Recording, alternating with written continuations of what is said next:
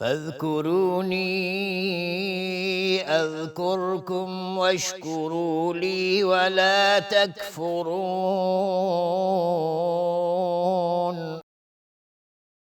پس به یاد من باشید تا به یاد شما باشم و شکر مرا گویید و کفران نکنید. بسم الله الرحمن الرحیم و به نستعین. الحمد لله رب العالمین و الصلاة و السلام علی سید المرسلین سیدنا و نبینا محمد و علی آله و صحبه اجمعین. با عرض سلام و ادب خدمت همه شما بینندگان عزیز و محترم در برنامه نیایش و ستایش. امیدوارم که در هر کجا که هستید صحیح و تندرست باشید. نیایش و ستایش الله متعال رو به عنوان غذای دائم و همیشگی خودتون مد نظر قرار بدید و فقط در هنگام سختی ها و دشواری ها به درگاه الهی متوسل نشید. چتر حمایت الهی رو و وجود این چتر رو دائما و همیشه احساس کنید که بدون این چتر هیچگاه نخواهید تونست در هیچ زمینه‌ای به موفقیت و سعادت و خوشبختی برسید.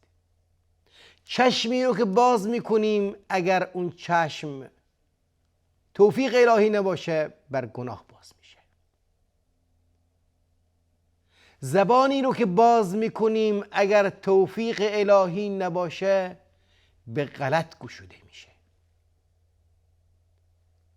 فکر و ذکری رو در ذهن خودمون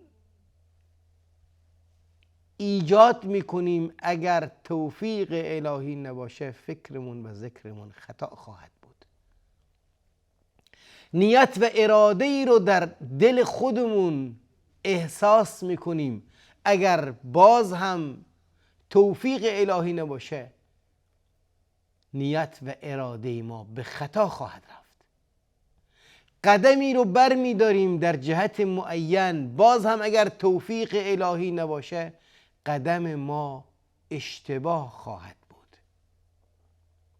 هر حرکت ما، هر فعالیت ما، هر ذکر ما، هر فکر ما اگر با توسل به الله متعال نباشه، اگر با توکل بر الله متعال نباشه به خطا خواهد رفت. در نتیجه در هر عمل خودمون میگیم بسم الله الرحمن الرحیم. در هر وضعیت خودمون با نام الهی کار خودمون رو آغاز میکنیم و با توکل بر الله و توسل به درگاه الهی موفقیت رو میخوایم از او. باز هم میخوایم در سایه چند آیه‌ای لحظاتی رو بگذرونیم که اون آیات برامون جلوه‌ای از جلوه‌های نیایش و ستایش رو در زندگی انسان‌های مؤمن گذشته برامون ترسیم میکنه. یک جلوه‌ای از جلوه‌های نیایش و ستایشی که به عنوان نمونه قرآن کریم برامون آورده تا ما این نمونه ها رو در زندگی خودمون مد نظر قرار بدیم و لحظات مشابه اون رو با این نمونه ها بگذرونیم. نمونه‌ای که میخوایم مطرح کنیم آیاتی هست از سوره بازم آل عمران که در این آیات ما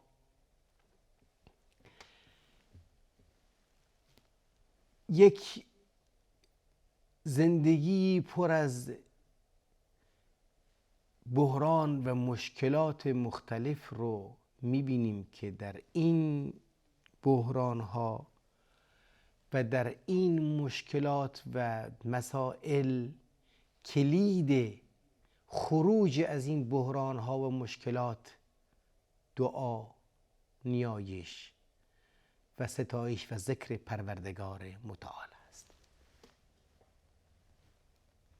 الله متعال میگه که زین للناس حب الشهوات من النساء والبنين والقناطير المقنطرة من الذهب والفضة والخيل المسومة والأنعام والحرث ذلك متاع الحیاة الدنیا والله عنده حسن المآب.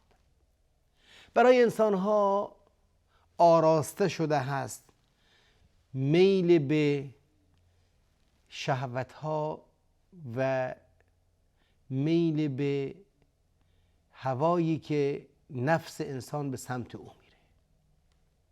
نمونه او زن هست، نمونه او فرزند هست، نمونه اون اموالی هست از طلا و نقره و جواهرات و شماره حساب و نمیدونم پسندازها و خیل المسومت والانعام والحرث.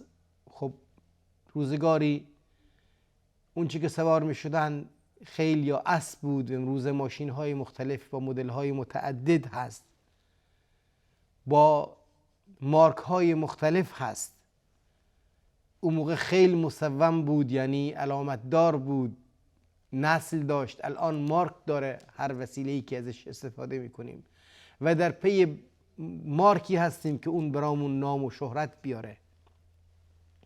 به همین صورت مال و زندگی اون روز کشت و کار و به همین صورت حیواناتی بود که پرورش میدادن. امروز هم کارخونه هست، امروز هم به همین صورت مزارع مختلفی هست که به صورت انبوه تولید داره. کشتزارهایی هست که همه اینها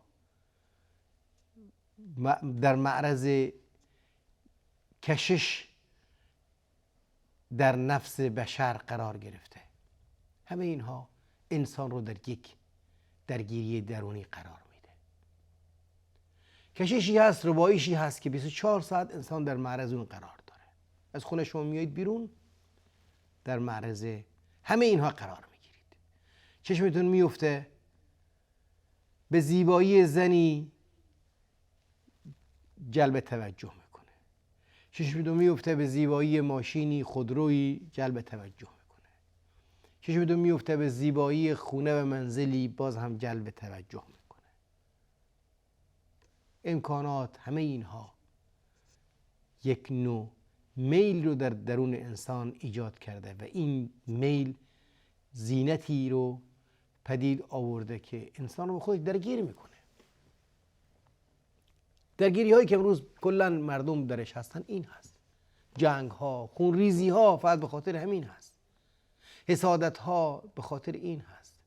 بغض و کینه ها به خاطر این هست. رقابت ها به خاطر این هست. بین کشورها جنگ هایی که هست به خاطر همین هست.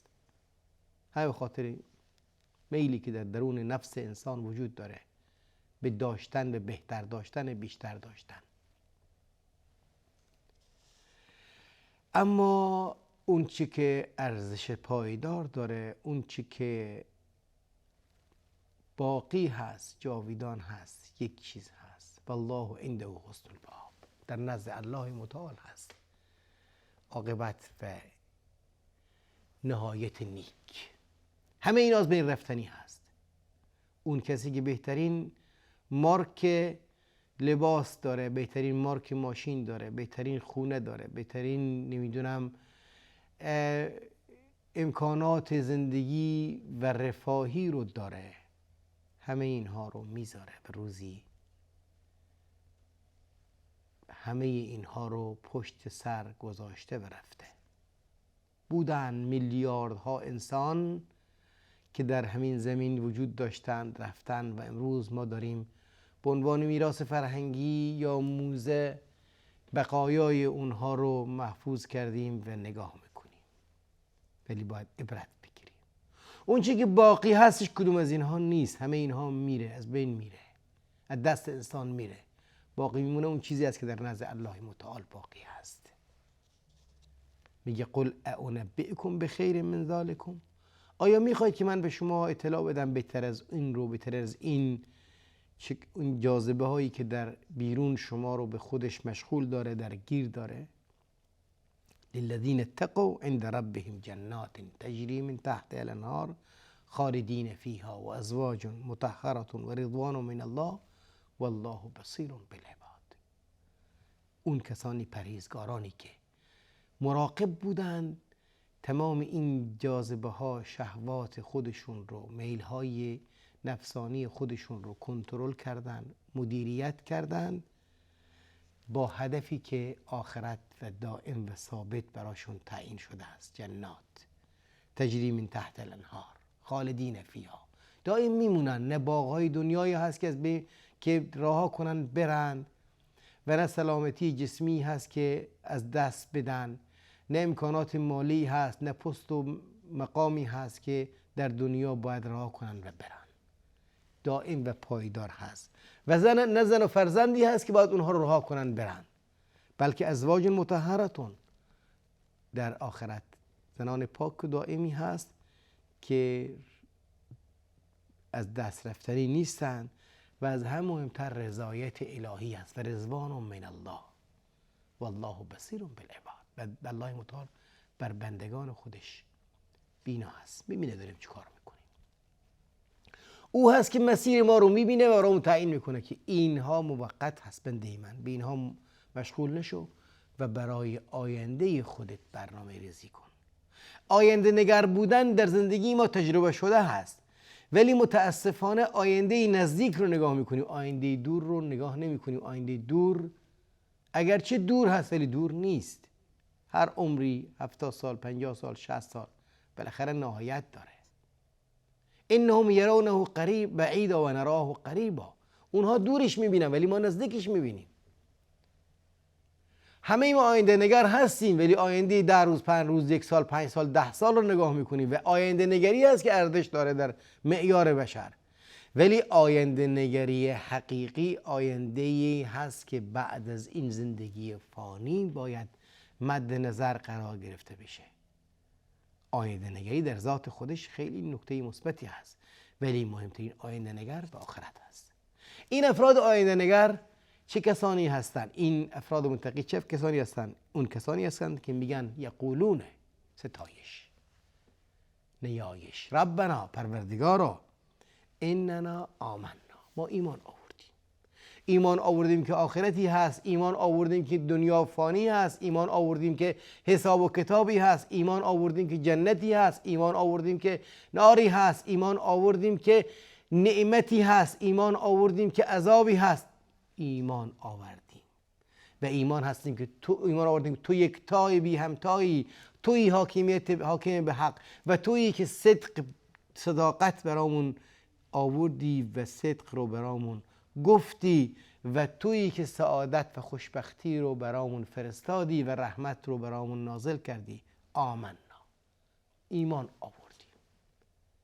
آمنا جزئیات ایمان رو هم نمیاره تا اینکه ما خودمون افق ایمان رو باز کنیم، بگیم ربنا آمنا. در هر لحظه، هر موقع جاذبه ای اومد بگی ربنا آمنا، که اینها فانی هست. ربنا آمنا، ایمان آوردیم که اینها از بین رفتنی هست. ربنا آمنا، ایمان آوردیم که نه این ماشین میمونه، نه این امکانات میمونه، همه اینا از بین میره. اون چی که میمونه فقط نیک، عمل نیکی هست که در آخرت پرونده ما رو تشکیل میده. ایمان آوردیم که نیست اله معبودی به حقی مگر تو، اطاعت تو هست که برامون سعادت بخش هست. آمنا فاغفر لنا، ما رو بیامرز.